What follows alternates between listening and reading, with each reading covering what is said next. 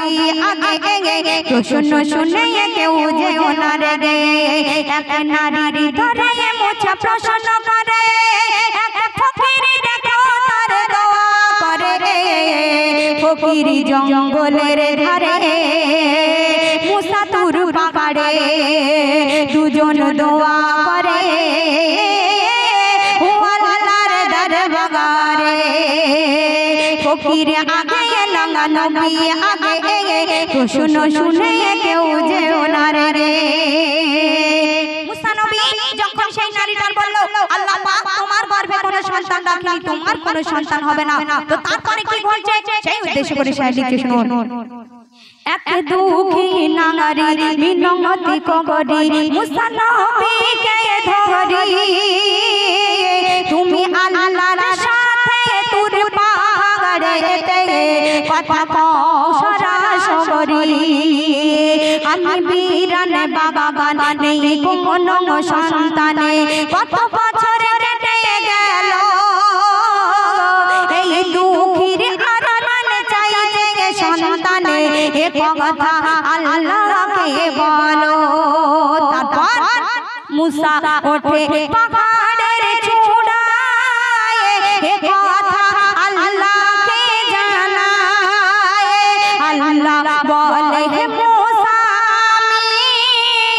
ওরে নসিবে কোনো সন্তান রাখি না এই কথা শুনে মনে মনে নারীর নাজারি করে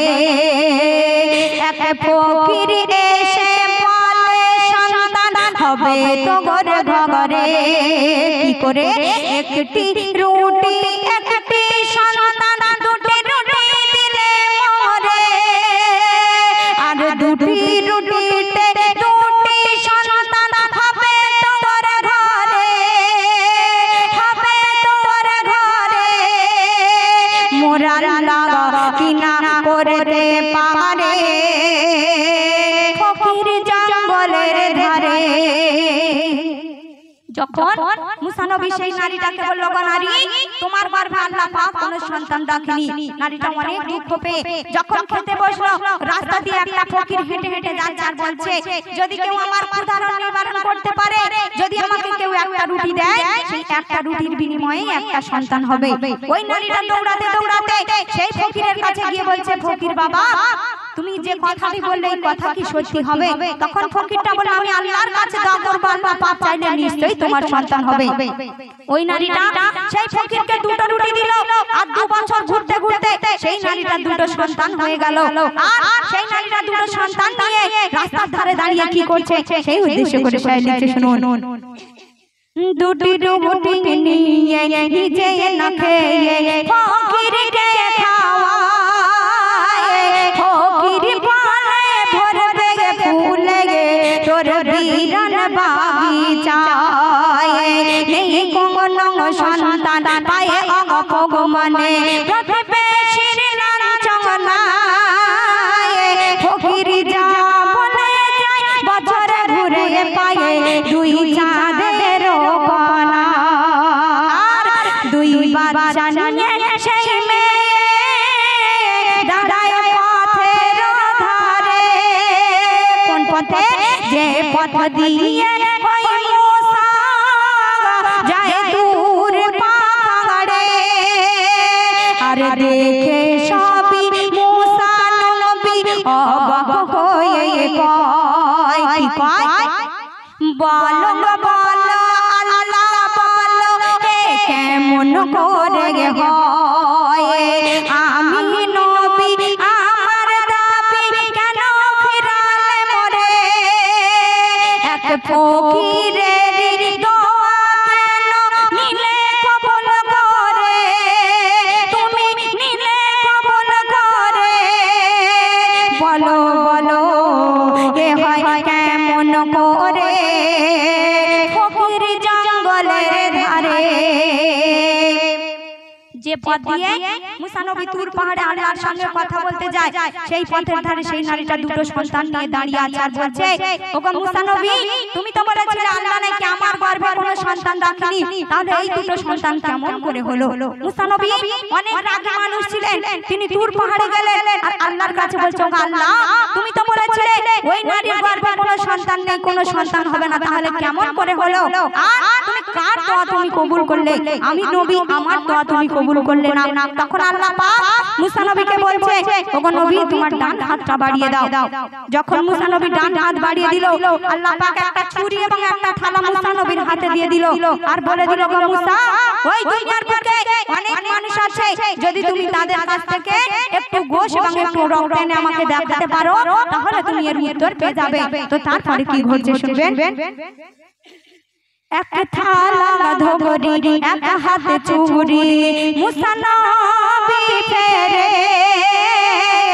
দেখে এক ফকির ইবাদত করে সিজদায় পড়ে গে এক জঙ্গলের ধারে। মুসা ফকিরকে কয়, আল্লাহ মানুষের গোশ চাই, তুমি দেবে কি গায়ের গোশ তোমায়? দিলে গায়ের গোশ হবে আল্লাহর দোস্ত গো সেই আখেরি বেলায়। মুসা নবী ওই ফকিরকে গিয়ে বলছে, সমস্ত মানুষের কাছে যখন গিয়ে একটু গোশ এবং একটু রক্ত চাইলো, কেউ দিলে না, কিন্তু যখন ফকিরের কাছে গিয়ে বলছে, ওগো ফকির, আল্লাহ পাক মানুষের একটু গোশ এবং একটু রক্ত দেখতে চেয়েছে, তুমি কি তোমার গায়ের গোশ এবং একটু রক্ত দেবে? তখন ওই ফকির মুসা নবীকে ডেকে বলেছিল, ওগো মুসা নবী, আল্লাহ পাক তো বলে দেয়নি আমার ডান হাতের গোশ না বাম হাতের গোশ, আমার মুখ থেকে নেবে না, আমার বুক থেকে না, আমার পেট থেকে না, পা থেকে, তুমি আমার সর্ব শরীর থেকে একটু একটু করে গোশ কেটে নাও। যখন মুসা নবী ওই ফকিরের গায়ে ছুরি চালাতে যাবে, তখন কি ঘটছে সেই উদ্দেশ্য করে লিখছে, শুনুন। তখন ফকির বলে, ওগো মুসা, তুমি ছুরি চালাও মোর গায়ে, যত গোশত লাগে তোমায় কেটে দাও খোদা রে। তখন আল্লাহ বলে, ওগো মুসা, তোমার গায়ে ও ছিল গোশ, তুমি নিজের গোশ না দিয়ে কেন অন্যের উপরে দাও দোষ? মুসা নবী যখন সেই ফকিরের গায়ে ছুরি চালাতে যাবে, আল্লাহ পাক বলছে, খবরদার মুসা, ওই ফকিরের গায়ে তুমি ছুরি চালাবে না। যখন এই কথা বলল, তখন মুসা নবী বলছে, ওগো আল্লাহ, তুমি তো বলেছিলে মানুষের একটু গোশ এবং একটু রক্ত দেখতে চেয়েছিলে, তখন এখন বারণ করছো কেন? তখন আল্লাহ পাক বলল, ওগো মুসা, তুমি একটা উপাধি পেয়ে তুমি কিন্তু নবী হয়েছো, কিন্তু ওই পৃথিবীর বুকে তুমি কিন্তু একটা মানুষ ছিলে, তুমি তোমার গায়ের একটু গোশ আমাকে দিতে পারতে, কিন্তু তুমি তোমার গায়ের গোশ এবং রক্ত দাওনি। ওই ফকির আমার প্রেমে মগ্ন হয়ে, আমার ইবাদতে মগ্ন হয়ে গিয়ে আমার প্রেমে পাগল হয়ে ওর শরীরে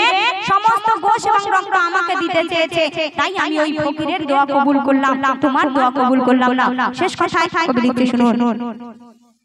তখন ফকির বলে, ওগো মুসা, তুমি ছুরি চালাও মোর গায়ে, যত গোশত লাগে তোমায় কেটে দাও খোদা রে। তখন আল্লাহ বলে, ওগো মুসা, তোমার গায়ে ও ছিল গোশ, তুমি নিজের গোশ না দিয়ে কেন অন্যের উপরে দাও দোষ? আর ওই সেই ফকির যার দোয়া আমি করেছি কবুল, ও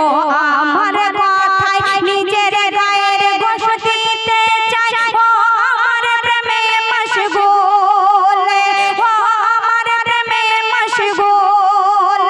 ও মুসা, ওর দোয়া কবুল করা কি ভুল? ওরে এমডি সামাদুল, ওরে এমডি সামাদুল, বিচার খোদার নির্ভুল। ফকির আগে না নবী আগে, তো শুনো শুনে কেউ যেও না রে। ধন্যবাদ।